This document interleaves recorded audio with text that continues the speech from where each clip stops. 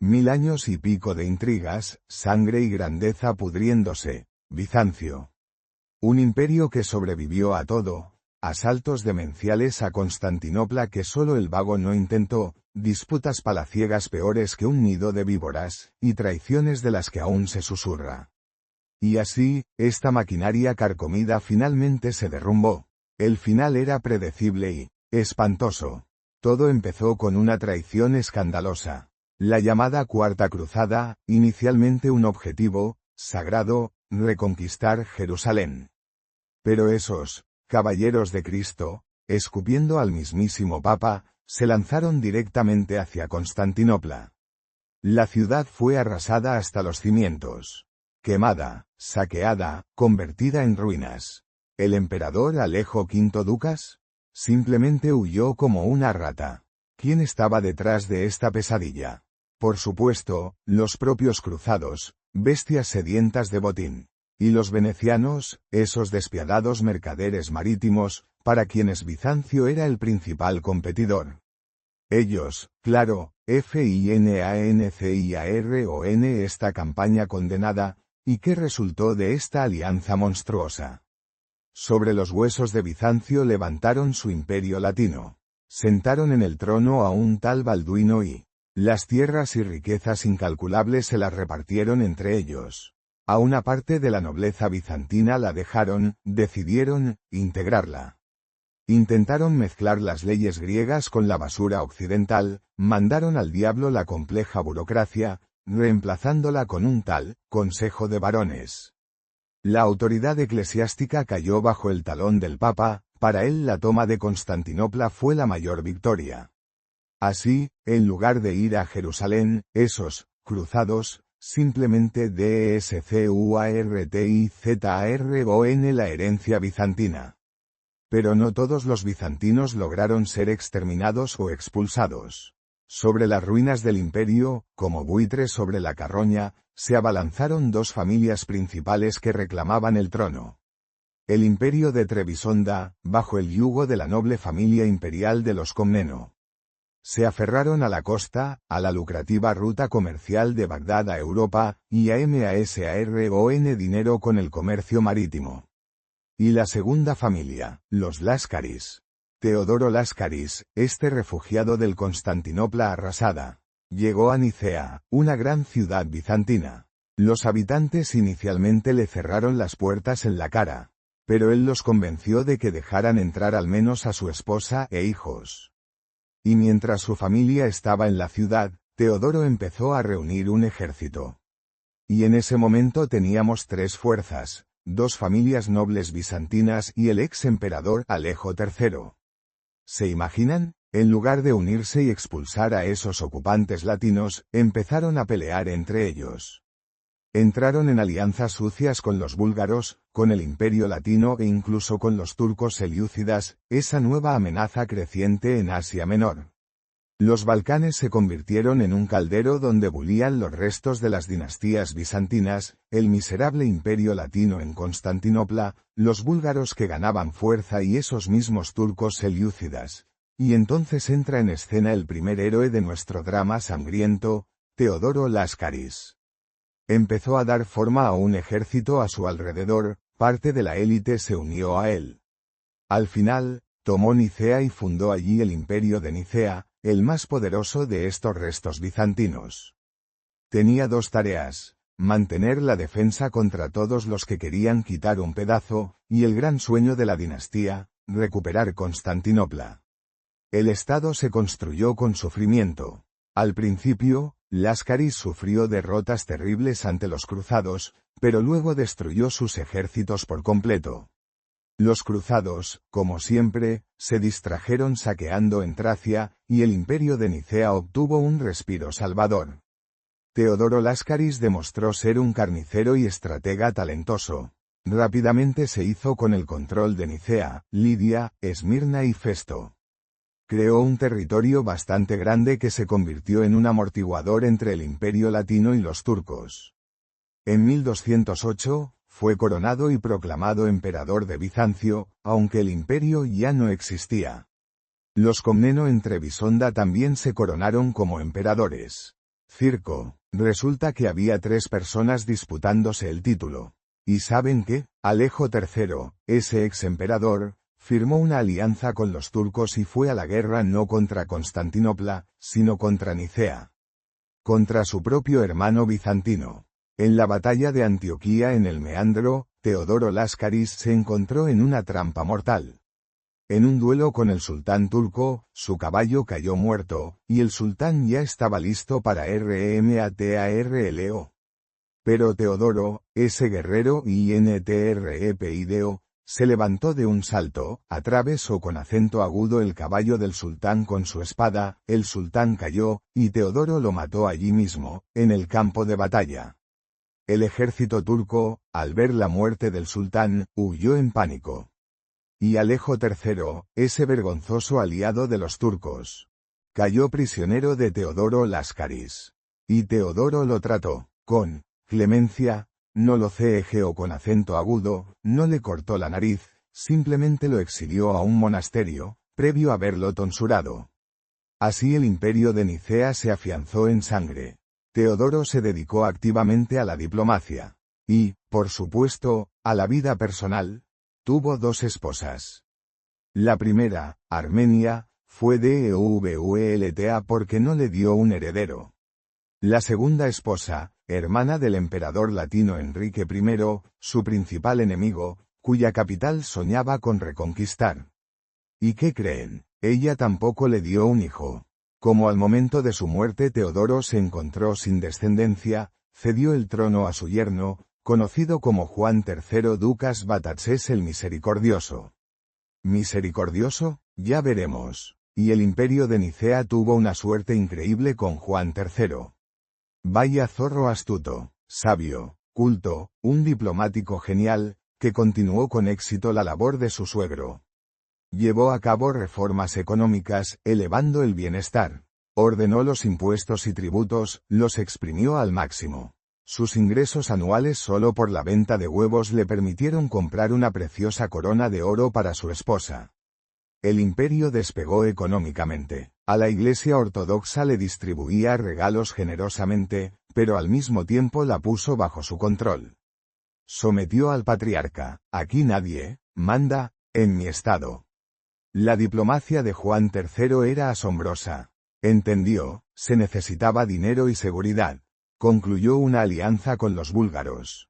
Se acercó a Federico II Hohenstaufen, emperador del Sacro Imperio Romano Germánico y enemigo acérrimo del Papa, para que hostigar al Papa, que apoyaba a los latinos en Constantinopla.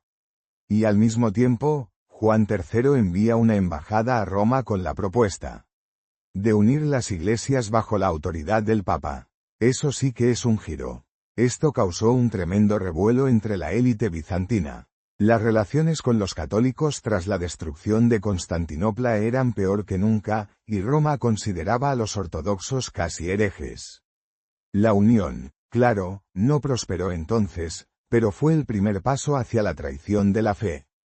Juan III además tuvo una suerte fantástica. Los mongoles, esos terribles conquistadores, se abalanzaron sobre los turcos en Asia Menor. Los distrajeron durante 2 décadas.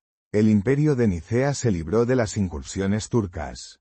En política económica, Juan III mostró astucia. Notó que la élite rica gastaba dinero en basura extranjera, brocados, anillos, baratijas. Emitió una ley: dejen de comprar lujo importado. Compren productos nacionales. La élite, claro, protestó. A algunos incluso los azotaron, a otros les confiscaron las joyas. Pero el pueblo se regocijó. ¿Populismo? Posible. Pero un movimiento ideológico poderoso. Apoyó las ciencias y el arte, fomentó las matemáticas y la educación. Su reinado fue increíblemente exitoso. En 1235, intentó recuperar Constantinopla. El asedio fracasó, el imperio latino resistió. Pero fue la señal: vamos a por vosotros. Hacia el final de su reinado, Juan III se apoderó con acento agudo de casi todas las posesiones en Asia Menor del imperio latino. Este se redujo a Constantinopla y algunas islas. Al final de su reinado, Juan III se convirtió en el monarca más poderoso del Mediterráneo oriental. El siguiente reinado fue efímero. Tras la muerte de Juan III, subió al trono su hijo, Teodoro II Láscaris, que reinó solo 4 miserables años. Las crónicas lo describen como divino por su sabiduría, el gobernante más culto desde el mismísimo Constantino por Filogéneta. Fue patrón de las ciencias, filósofo él mismo, dejó tras de sí tratados, discursos y cartas, un simple ratón de biblioteca en el trono. Pero al mismo tiempo era impulsivo y belicoso. Libró guerras exitosas contra los búlgaros y el déspota de Epiro, Miguel II Ángelo, otra rama de la dinastía imperial que se apropió de un trozo del Bizancio desmoronado. Las élites bizantinas tras el colapso del imperio simplemente se la repartieron entre ellos. El reinado de Teodoro II se vio truncado por una enfermedad espantosa con ataques. Probablemente epilepsia, pero enseguida surgieron rumores de brujería. Esto llevó a que parte de la élite fue encerrada en prisión bajo acusación de hechicería. Su muerte fue espantosa. Antes de morir se convirtió, según las crónicas, en un perfecto esqueleto. Teodoro II dejó un desgraciado hijo de 8 años llamado Juan. Pues claro, un gobernante de 8 años. Eso es una maldición. Claramente, se necesitaba un regente. Alguien que protegiera el trono hasta su mayoría de edad. Y esa persona resultó ser Miguel Paleólogo. Pertenecía a la noble familia de los Paleólogo, sangre azul. Su abuela era hija de un emperador, su bisabuelo y abuelo, déspotas. La verdadera élite bizantina. Miguel Paleólogo fue un líder militar destacado. Incluso en vida de Teodoro II mostró su talento y se volvió increíblemente popular. Pero cayó en desgracia y fue exiliado por el emperador. ¿Y a dónde fue a parar este noble bizantino? Entró al servicio de los turcos. Lideró destacamentos bizantinos como parte del ejército turco y luchó con éxito de su lado. ¿Se imaginan? Contra los suyos. Al saber de sus éxitos, Teodoro, aparentemente olvidó los rencores, llamó a Miguel a la corte y lo perdonó. Pero, sabiendo de sus ambiciones de ESMED y DAS, le hizo jurar sobre la Biblia un juramento sagrado, no aspirar al poder supremo. Tras la muerte de Teodoro, Miguel Paleólogo fue elegido regente sobre el menor Juan IV. Objetivo: tutelar hasta la mayoría de edad. ¿Y qué hace Miguel? Inmediatamente empieza a repartir dinero a las élites y al ejército. Se volvió increíblemente popular. En 1259, se coronó rey. Recibió el título de déspota y padre del emperador, aunque no era su padre, solo un regente. Esto enfatiza a su papel de tutor. Durante esta ceremonia dio otro juramento: guardaría el trono para Juan hasta su mayoría de edad. Juramentos de sangre y sobre la Biblia, que nunca tuvo intención de cumplir. Su generosidad, incluyendo algo inaudito, raciones para las familias y los hijos de los militares. Le aseguró la lealtad del ejército, que literalmente lo llevaron en VOLANDAS. Y así Miguel Paleólogo empezó a presionar al Imperio Latino, del que solo quedaban Constantinopla y unos miserables castillos en torno a la fortaleza. Su ejército tomó metódicamente esos castillos, con incursiones nocturnas, ataques a UDAZES, cortando las rutas comerciales, bloqueando los suministros de pan, agua, vino, madera. La situación llegó a la completa humillación. En Constantinopla empezó una escasez de leña. Los latinos y venecianos empezaron a talar edificios antiguos para hacer leña, destruyendo numerosas obras maestras arquitectónicas. Tras tomar todo alrededor y bloquear el suministro, Miguel Paleólogo ordenó constantes ensayos de asalto. Salidas contra la ciudad, creando una sensación de pesadilla continua. La táctica de 1000 pequeños cortes. No tenía fuerzas para un asalto completo, pero los agotó. Y así, en agosto de 1261, el general de Miguel Paleólogo, Estrategópulo Alejo, salió con un pequeño destacamento en otra incursión. Y entonces ocurrió un caso asombroso. Mercaderes griegos que se quedaron en Constantinopla le informaron, en la ciudad casi no había tropas. El emperador Balduino II estaba allí con una guardia miserable, y el grueso del ejército cruzado. Había zarpado para conquistar alguna isla. Eso sí que es suerte. Aprovechando esto, Estrategópulo Alejo por la noche abrió las puertas y entró en Constantinopla con un diminuto destacamento. Efectivamente no había tropas cruzadas en la ciudad. Empezó la toma. Pánico salvaje. El emperador latino Balduino II y los venecianos, esos orgullosos conquistadores, huyeron en barcos, con el rabo entre las piernas. Constantinopla cayó por sí sola. Simplemente cayó en manos de los bizantinos. Estrategópulo Alejo envió un mensajero a Miguel Paleólogo con la noticia: «Señor, hoy has tomado posesión de Constantinopla». En agosto de 1261, Miguel Paleólogo entró triunfalmente en la capital. Bizancio y su capital fueron recuperados. Los cruzados, que regresaron de Dafnusia, se acercaron a las murallas, entendieron que era tarde, y se retiraron. Balduino II intentó reunir ayuda en Europa para una nueva campaña, pero nadie creyó en estos fracasados. La población local no quiso pelear por ellos. El Papa no apoyó esta idea. Y así, Miguel Paleólogo se convirtió en pleno emperador de Bizancio. La capital regresó, pero ¿a qué precio y con qué métodos? Tras la recuperación de Constantinopla, Miguel Paleólogo, a pesar de tener un heredero legítimo, Juan, continuó afirmando su poder. Obtuvo victorias militares, recuperando islas de los italianos, Filipópolis de los búlgaros. Y luego fue coronado en la mismísima Catedral de Santa Sofía. Y durante esta coronación, Juan, cuyo trono había prometido proteger, ni siquiera fue mencionado. El patriarca de Constantinopla Arsenio, un hombre valiente, le recordó a Miguel sus juramentos sobre la Biblia. ¿Y cuál fue el destino del desgraciado Juan IV? Fue despojado de las insignias reales, apartado del gobierno, y luego, por orden de Miguel, fue cegado y encarcelado en una fortaleza. Así sin más, Miguel Paleólogo se convirtió en el soberano emperador de Bizancio, sobre sangre y destinos rotos. En respuesta a esto, el patriarca Arsenio declaró a Miguel un PRJURO y lo excomulgó. Miguel no se quedó de brazos cruzados. Convocó un concilio ecuménico y en 1265 destituyó al patriarca Arsenio.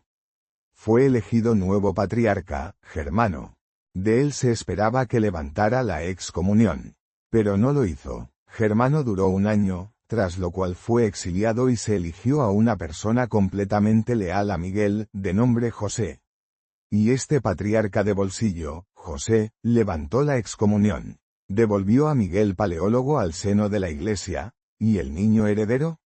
Cegado, olvidado. Así quedó establecida la dinastía de los Peilo con acento agudo logos, una dinastía que comenzó con una sangrienta usurpación. Miguel Paleólogo se dio cuenta de que el imperio era solo un miserable vestigio. Constantinopla no se había recuperado de la destrucción de 1204. La población se redujo de 500.000 a 50 o 60.000 miserables almas. La ciudad era solo una sombra de su antiguo esplendor. El imperio necesitaba un aliado fuerte, pues los turcos, recuperados de la invasión mongola, empezaron a incrementar la presión. Los únicos aliados potenciales, en Europa. Y en 1274, Miguel Paleólogo dio un paso terrible.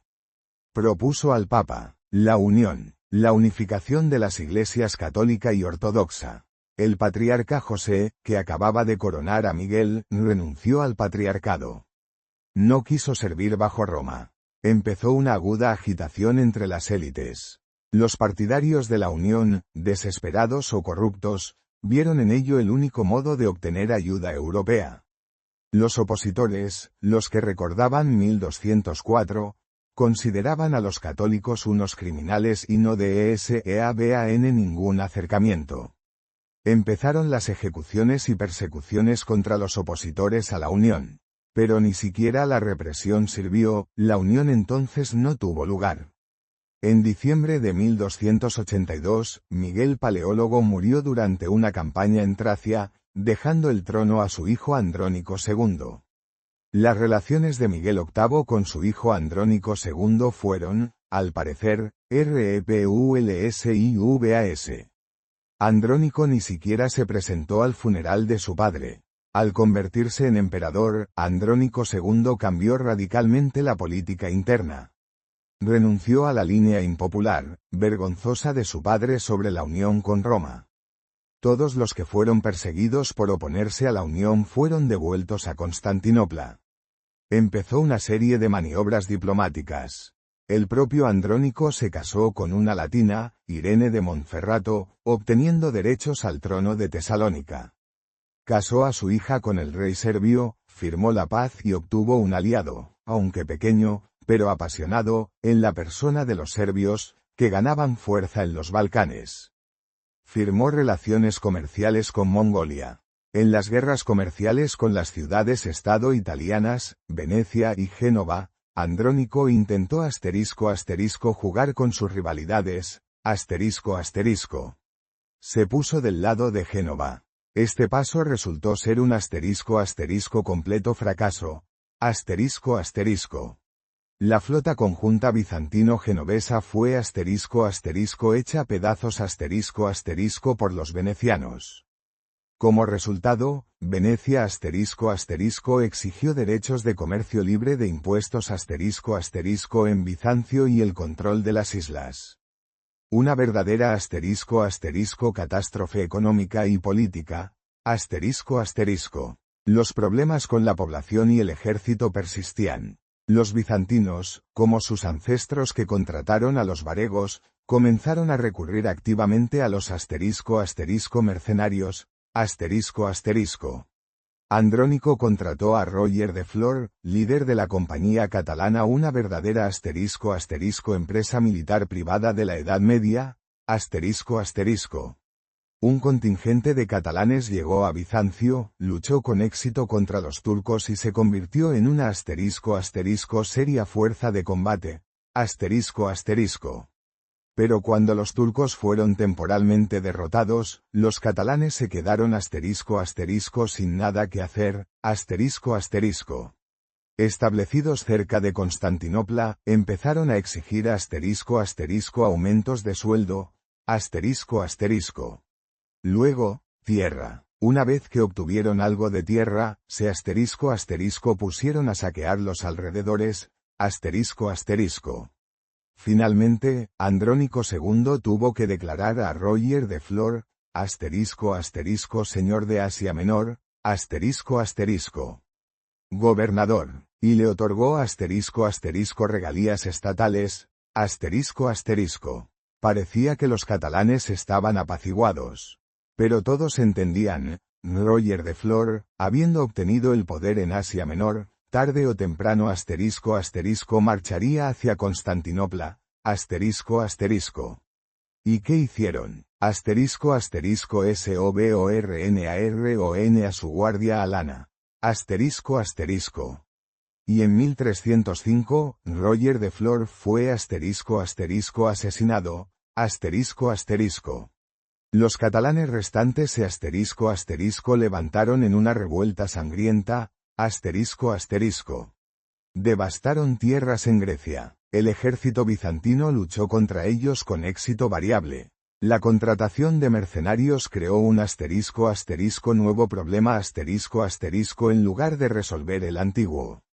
El mundo alrededor CAMBIAB a una velocidad terrible. En 1291 cayó Acre, el último bastión cruzado en Asia. El fin de las cruzadas. Los turcos se estaban convirtiendo en la fuerza principal en Asia Menor y AUMENTABAN la presión sobre Bizancio. En el imperio estalló una crisis económica causada por las guerras interminables. Comenzó la alteración de la moneda la disminución del contenido de metales preciosos. La inflación se disparó a las nubes, El dinero se gastaba en el ejército, aunque Andrónico II patrocinaba las ciencias y las artes, y en 1295 ocurrió una tragedia, Murió su hijo y heredero Miguel IX. A Andrónico solo le quedó su nieto favorito también llamado Andrónico. Y este nieto era un niño pijo mimado, amante de las juergas, las amantes y el derroche del tesoro público, por lo que recibió los apodos, el desastre o, el tonto, Querían meterlo en la cárcel o desterrarlo. Pero el nieto huyó y provocó una revuelta exitosa, Parte del ejército y de las élites se pasaron a su lado, Y Andrónico sitió Constantinopla, El abuelo Andrónico II se vio forzado a llegar a un acuerdo. Le entregó a su nieto el control de Tracia y Macedonia, todo un principado independiente, La situación económica empeoró catastróficamente, El tesoro se vació, Llegó al punto de la venta de las joyas de los emperadores fallecidos para mantener al ejército. Una completa vergüenza, Todo esto culminó en 1328, cuando Andrónico Nieto levantó otra revuelta, Simplemente lo dejaron entrar en la ciudad, Y tomó el poder, No mató ni cegó con acento agudo a su abuelo, pero le despojó de sus regalías imperiales y le permitió vivir en sus antiguas estancias. La vida de Andrónico II se convirtió en una humillante payasada, Hasta los esclavos se burlaban de él, Comenzó a perder la salud, quedando ciego primero de un ojo, luego del otro. La crónica relata que los sirvientes y esclavos, lo hacían con bromas y groserías hasta el punto de convertirlo en el hazmerreír de todos, En 1428, el abuelo enfermó gravemente.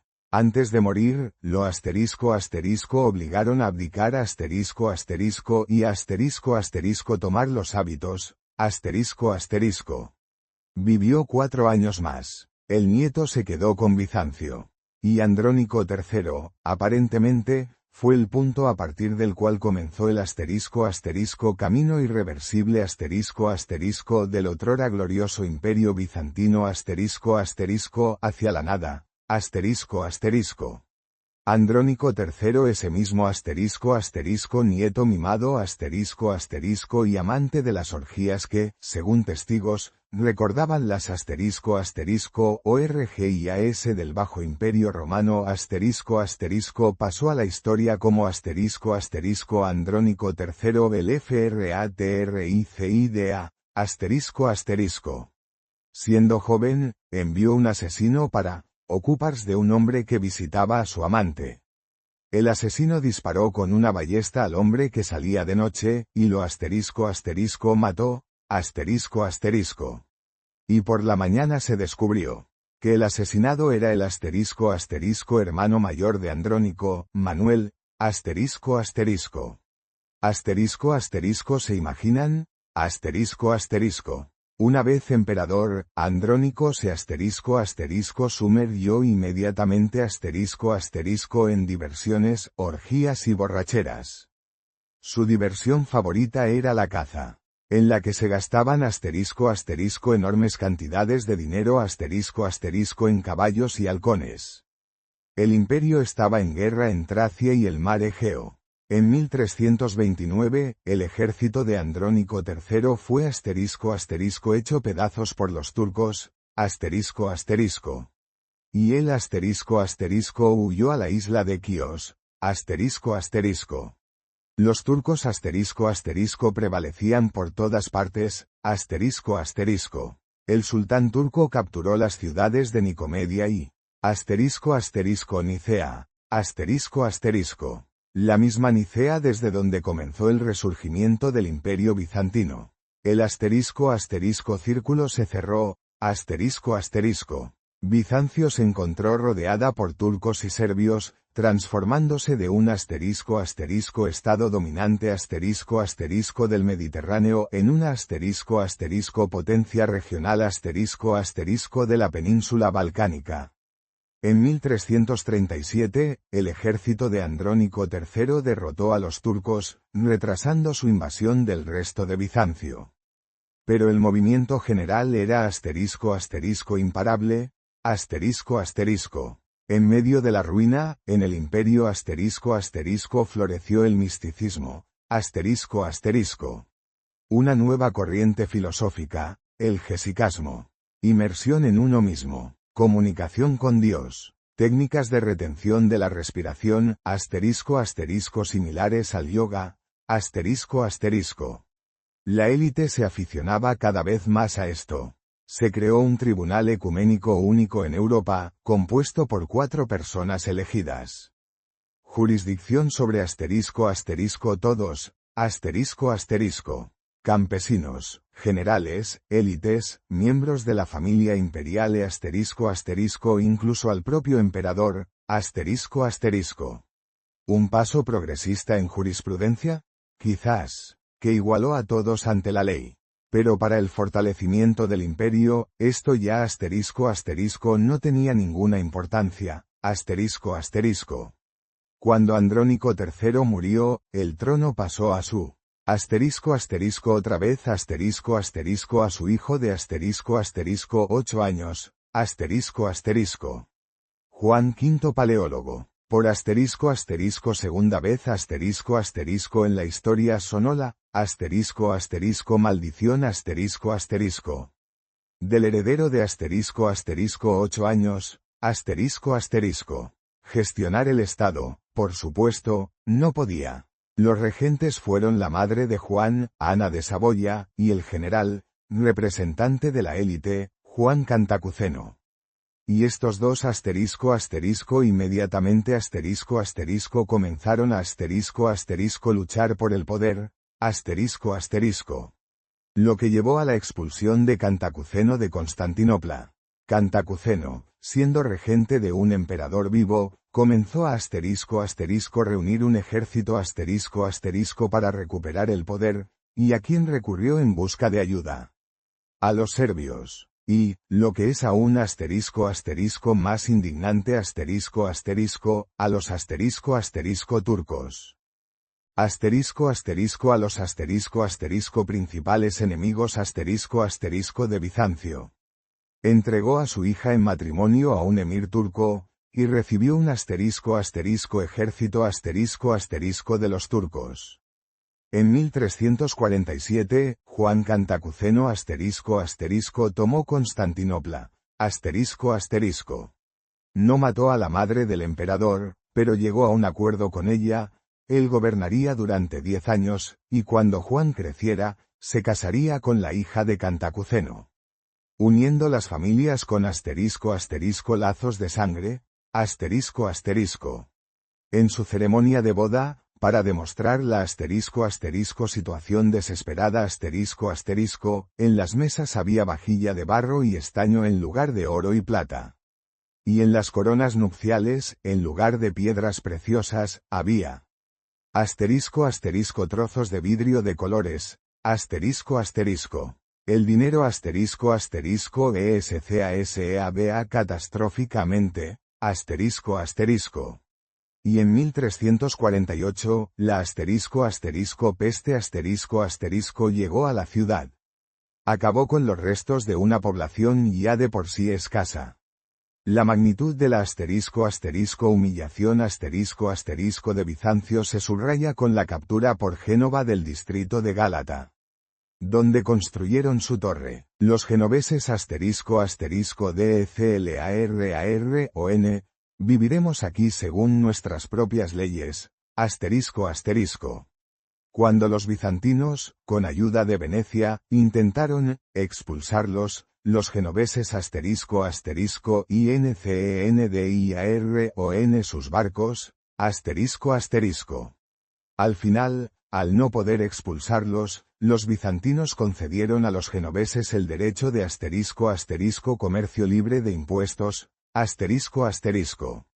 Gálata se convirtió en una colonia genovesa literalmente cruzando el estrecho. Un principado independiente que no se sometía a Bizancio. Algo que era impensable décadas atrás. Juan creció y en 1354 derrocó a CANTACUCENO. Lo hizo tomar los hábitos. Y se convirtió en el emperador de pleno derecho, Juan V Paleólogo. El imperio se encusió hasta reducirse a Constantinopla y sus alrededores. A Juan V, durante sus 36 años de reinado solo le interesaban las mujeres y la diversión, En cambio, los turcos se hicieron notar, En 1359 los turcos sitiaron Constantinopla, pero la ciudad resistió, se retiraron, Pero en 1361 los turcos capturaron Didimotico. Y, lo que es más terrible Adrianópolis. La convirtieron en la segunda capital de su califato. La situación para Bizancio se volvió terrible, Ocurrió algo insólito, El emperador de Bizancio viajó a Roma para pedir ayuda al Papa de Roma. Llegó a Roma, y besó las manos y los pies del Papa. Reconoció su supremacía. Según los rumores, incluso se convirtió al catolicismo, Pidió un ejército. Comprendiendo, los turcos sitiarían Constantinopla una y otra vez. El Papa prometió ayuda pero los reyes europeos no enviaron tropas, Juan regresó con las manos vacías, Y para colmo, de camino, cayó prisionero de los venecianos, Esos chupasangres lo apresaron por deudas de 3 años atrás. Exigieron el pago. El emperador fue salvado por su hijo menor, Manuel, quien vendió todo lo que pudo, reunió el dinero y rescató a su padre del cautiverio,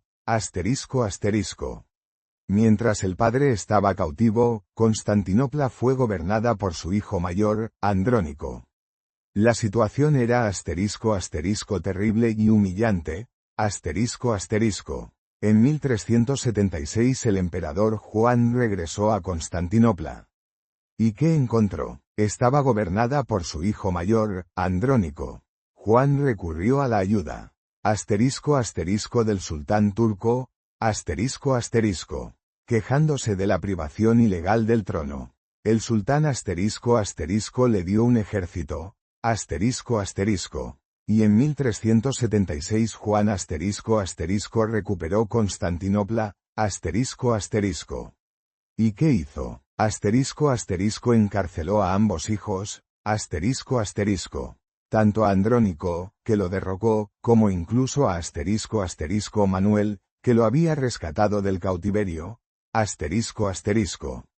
Y a su nieto Juan lo asterisco asterisco ceg con acento agudo, asterisco asterisco. Para que no pudiera reclamar el trono. Sin embargo, el cegamiento salió asterisco asterisco mal, asterisco asterisco. El futuro emperador Juan VII no perdió la vista por completo, y asterisco asterisco parpadaaba asterisco asterisco toda su vida debido a la lesión en el ojo. ¡Qué asterisco asterisco historia terrible!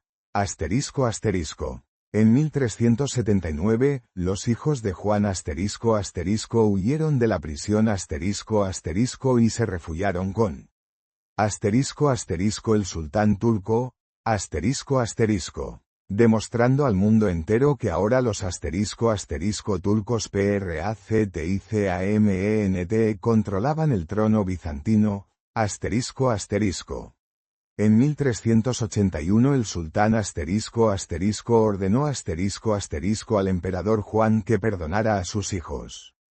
Que los trajera de vuelta a la ciudad, y que asterisco asterisco DCLARAR a Andrónico heredero, asterisco asterisco.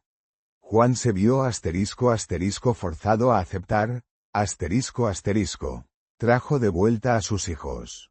Andrónico asterisco asterisco inmediatamente asterisco asterisco levantó una asterisco asterisco nueva revuelta, asterisco asterisco.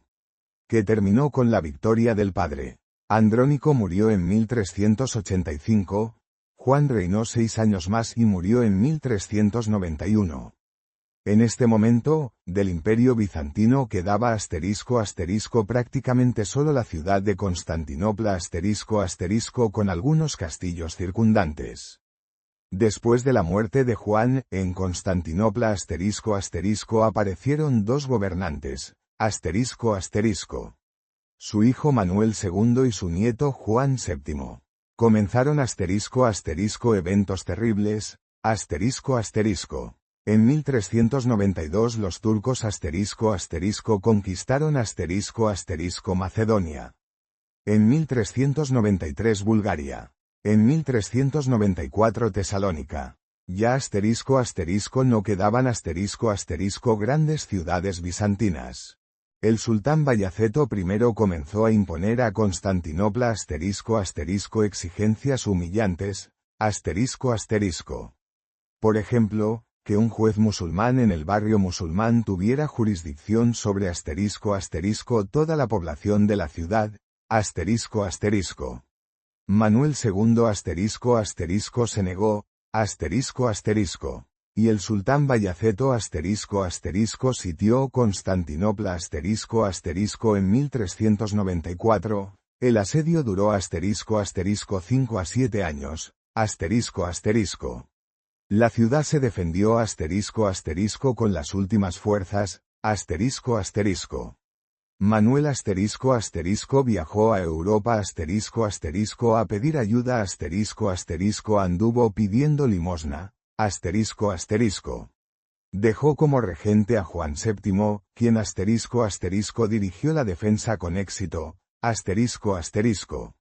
Manuel recorrió las cortes reales de París, Londres, visitó al mismísimo Papa de Roma. Los cronistas lo describían como un soberano asterisco asterisco incluso con ropa sencilla, asterisco asterisco. Fue recibido, asterisco asterisco increíblemente, asterisco asterisco. Le asterisco asterisco PROMETIRON soldados y dinero, asterisco asterisco. Pero asterisco asterisco no le dieron nada, asterisco asterisco. En 1396 los húngaros, también acosados por los turcos, reunieron una especie de cruzada bajo el liderazgo del rey húngaro Segismundo. Participaron húngaros y caballeros franceses asterisco asterisco mercenarios y aventureros europeos, asterisco asterisco. En la batalla de Nicópolis, los turcos asterisco asterisco derrotaron completamente asterisco asterisco a estos cruzados. ¿La culpa de la derrota? Se atribuye a los franceses, quienes, tras romper la primera línea de infantería, asterisco asterisco CREYRON que habían ganado, asterisco asterisco. y se lanzaron hacia adelante, a pesar de los intentos de Segismundo por detenerlos. Donde fueron aniquilados por la caballería turca fresca. El rey Segismundo huyó por mar, como un cobarde en una galera, y los turcos alinearon a los prisioneros franceses a lo largo de la orilla, y estos lo maldecían por haberlos abandonado y no rescatado. Manuel siguió pidiendo ayuda. En Venecia, Inglaterra, Francia, Aragón. Los franceses prometieron 1000 guerreros pero simplemente no los enviaron, La única ayuda financiera provino de el príncipe de Moscú, Basilio I, Pero este dinero no fue suficiente para contratar un ejército. Juan VII resistió el asedio en Constantinopla durante 3 años, A la ciudad se le dio una última oportunidad, Los turcos levantaron el asedio. Porque desde la retaguardia llegó un nuevo ejército, Los timuridas, Los herederos de Tamerlán, quienes derrotaron a los turcos, salvando a Constantinopla, La ciudad firmó una paz bastante ventajosa con los turcos, recuperando, por ejemplo, Tesalónica. Pero la situación seguía siendo LAMENTABLE,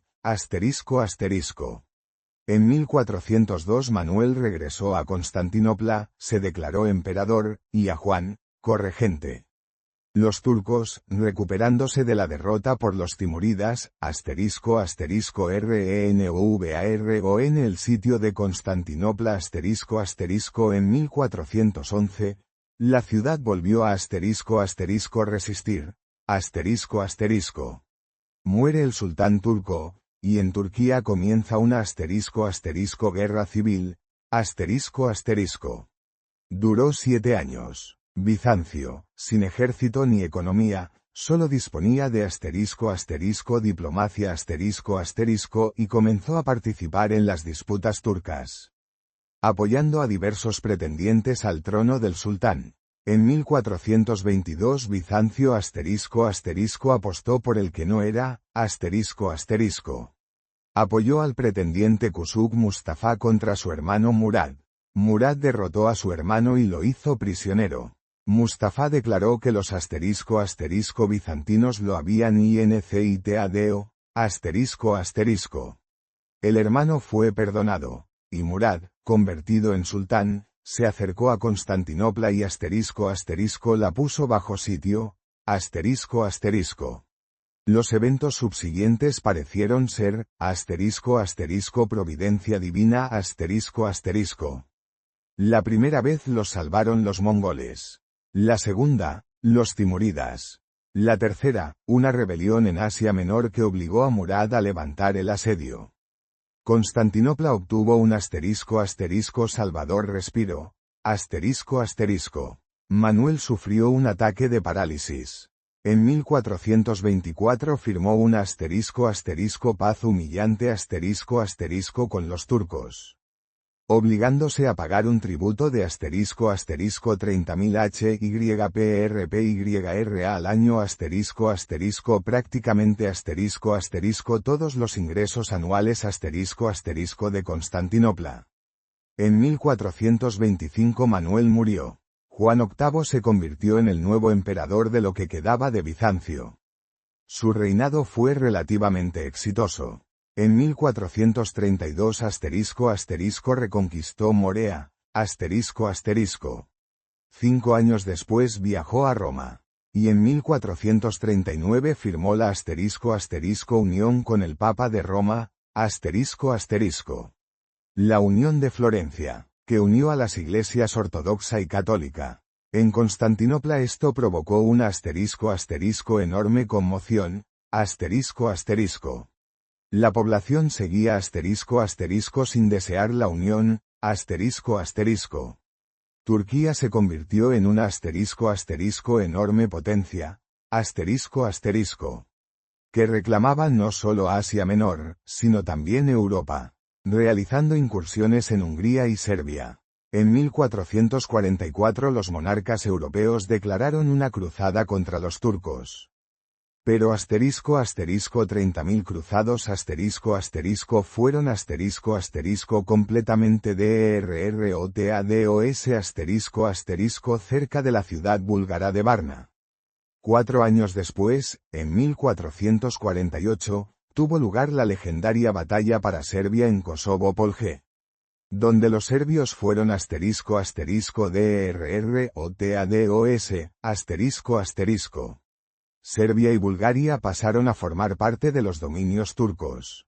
De esta manera, Constantinopla quedó como el asterisco asterisco único punto bizantino, asterisco asterisco, que controlaba los estrechos. Asterisco asterisco rodeada asterisco asterisco por un asterisco asterisco creciente estado turco, asterisco asterisco. Juan VIII murió en 1448. Llegó el asterisco asterisco día del juicio final asterisco asterisco para Constantinopla. Al trono ascendió Constantino XI Paleólogo. Por madre era Draga, su madre era una princesa serbia. Constantino XI se convirtió en el asterisco asterisco último emperador de Bizancio, asterisco asterisco. Ascendió al trono el 12 de marzo de 1449, llegando a Constantinopla en un barco catalán. Solo quedaban asterisco asterisco 4 años asterisco asterisco hasta la caída. Aquello no fue un reinado, sino una constante asterisco asterisco espera de la invasión turca asterisco asterisco y un intento de atraer ejércitos europeos. En la ciudad vivían asterisco asterisco 50.000 habitantes asterisco asterisco la sombra de una capital antaño grandiosa. Había un pequeño ejército imperial, una milicia, marineros bizantinos y genoveses dedicados al comercio. La ciudad vivía asterisco asterisco esperando el sitio, asterisco asterisco. En la primavera de 1453 el ejército otomano, liderado por el sultán Mehmed II, con una fuerza de asterisco asterisco 80 a 100.000 hombres asterisco asterisco, se acercó a Constantinopla. Los defensores en la ciudad eran apenas asterisco asterisco 10.000, asterisco asterisco. Para los otomanos, Constantinopla era un objetivo asterisco asterisco legendario y místico, asterisco asterisco. Su toma significaba el fin de Bizancio y el afianzamiento del Imperio Otomano. Comenzó el asterisco asterisco asedio de 53 días asterisco asterisco asterisco asterisco 53 días de pesadilla, asterisco asterisco. Mehmed II ofreció primero a Constantino la capitulación, bajo las condiciones de evacuación del emperador con su familia y salida libre para todos los que quisieran marcharse. Constantino asterisco asterisco rechazó la oferta, asterisco asterisco, a pesar de los consejos, declarando, asterisco asterisco ¿para qué quiere un emperador la vida si no tiene imperio? Asterisco asterisco. ¿Qué asterisco asterisco patética declaración asterisco asterisco frente a la ruina? Corría la leyenda de que el último emperador sería Constantino, nacido de Helena, igual que el fundador. Las condiciones climáticas y el brillo alrededor de las cúpulas de Santa Sofía también se tomaban como signos de los días finales. Constantinopla estaba soberbamente fortificada. Muros inexpugnables por mar y tierra. El Cuerno de Oro, atenazado por una cadena gigante entre Constantinopla y la Génova de Gálata. Esto impedía la entrada de barcos enemigos. Los turcos usaron su artillería, incluyendo el gigantesco cañón Basílica, del maestro húngaro Orbán, que causaba daños tremendos a las murallas. Pero los genoveses lograron hacerla estallar con un disparo certero. El asedio terrestre no rendía frutos. Los otomanos no conseguían desembarcar en el Cuerno de Oro. Mehmed II ofreció una segunda capitulación en términos de paz. Pero la ciudad resistió, y entonces sucedió lo inaudito. La orden de Mehmed II, arrastrar los barcos por tierra desde el mar de Mármara hasta el Cuerno de Oro. Bordeando la Cadena y Gálata. Sobre carros tirados por bueyes, los turcos trasladaron entre 30 y 50 naves, creando una nueva amenaza desde dentro del puerto. A pesar de la enorme superioridad numérica, la ciudad se defendió dignamente. En las estrechas brechas de las murallas, los turcos no podían explotar su ventaja numérica. 53 días de defensa. Fue el magno logro de los condenados. Hubo momentos de esperanza, como cuando barcos genoveses con víveres rompieron la bloqueada turca. Sin embargo, se hizo evidente que la ciudad no resistiría. Mehmed II estaba inquebrantable. Juró no irse hasta tomar Constantinopla. El 28 de mayo, se abrieron grandes brechas desde tierra. Comenzó la invasión. Primero arrojaron mercenarios y prisioneros a las brechas, como carne de cañón, para agotar a los defensores. Luego, avanzaron los yenízaros. La élite asesina. La ciudad cayó. El 29 de mayo de 1453, Mehmed II entró en Constantinopla. El fin de una era. Al emperador Constantino XI le ofrecieron huir en los barcos genoveses listos para zarpar. Pero él se negó, y luchó en las calles de la ciudad junto a su ejército, despojándose de sus insignias imperiales. Según los rumores, su cuerpo nunca fue hallado. De sus signos imperiales, solo le quedaron las calzas púrpuras, por las que supuestamente lo identificaron. Pero la cabeza se había perdido. Murió en los combates callejeros. El sultán turco entró en la ciudad el 29 de mayo de 1453, poniendo fin a la Bizancio tal como la conocíamos. A partir de ahí, comenzó la mitología. Las crónicas europeas describen una crueldad inaudita por parte del ejército otomano. Masacre de la población, matanza de quienes se refugiaron en la iglesia de Santa Sofía. Las puertas fueron derribadas, todos asesinados, ríos de sangre. La leyenda cuenta que el caballo de Mehmed II resbaló en la sangre dentro de Santa Sofía. Y el sultán tuvo que apoyarse en el muro, dejando la marca de su mano a 4 metros de altura, escalofriante. Las crónicas turcas describen horrores menores que los del saqueo de 1204. El sultán perdonó a muchos defensores, especialmente a genoveses y venecianos que mostraron valentía. A algunos les ofreció convertirse al Islam y servirle, a unos los dejó ir, a otros los ejecutó. Circulan leyendas sobre el emperador. Dicen que los ángeles se llevaron su cuerpo a un monasterio, donde se convirtió en una estatua de mármol, que espera el regreso de Grecia a Constantinopla. La leyenda del último monje en Santa Sofía, que, mientras leía un sermón durante la matanza, se disolvió en un muro, y cuyo susurro aún se oye. Y la extraña leyenda del pescado que un habitante de Constantinopla freía, que saltó al Bósforo medio frito, y espera que Constantinopla vuelva a ser bizantina para terminarse de freír. El imperio bizantino dejó una huella inmensa en la historia, la cultura y el arte, influyendo en muchísimos estados, sobre todo en Rus. En 1123 años, vio pasar a 94 emperadores.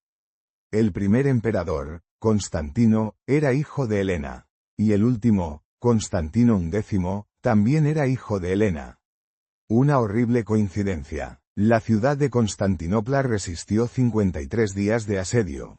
Pero cayó. Se convirtió en la capital de un nuevo estado, el Imperio Otomano, que en los siglos siguientes amenazaría a Viena y se convertiría en la fuerza dominante del Mediterráneo. Un par de semanas después, la noticia de la caída de Constantinopla llegó a Europa. En Venecia lloraron a los marineros caídos. En general, Europa recibió la noticia con bastante indiferencia. Muchos entendían que el fin de Bizancio era inevitable. Sobre las ruinas de Bizancio surgió el Imperio Otomano.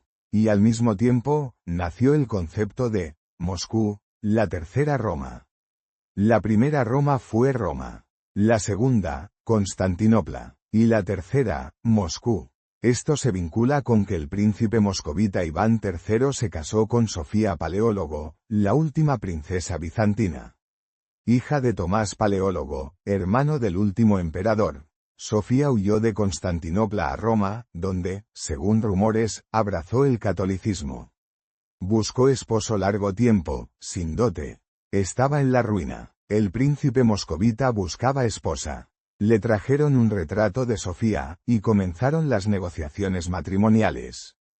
Para Roma, esto era ventajoso. Enviar a la princesa bizantina y reforzar la influencia católica en Rus. Sin embargo, al llegar a Rus, Sofía abrazó inmediatamente la ortodoxia. Y se olvidó del catolicismo. Dejó a Roma con un palmo de narices. Se convirtió en esposa del príncipe moscovita. Le dio 7 o 9 hijos. Según una versión histórica, el escudo bicéfalo de Rusia es el de los Paleólogo. Traído por Sofía, quien hasta el fin de sus días firmó ante todo como princesa bizantina.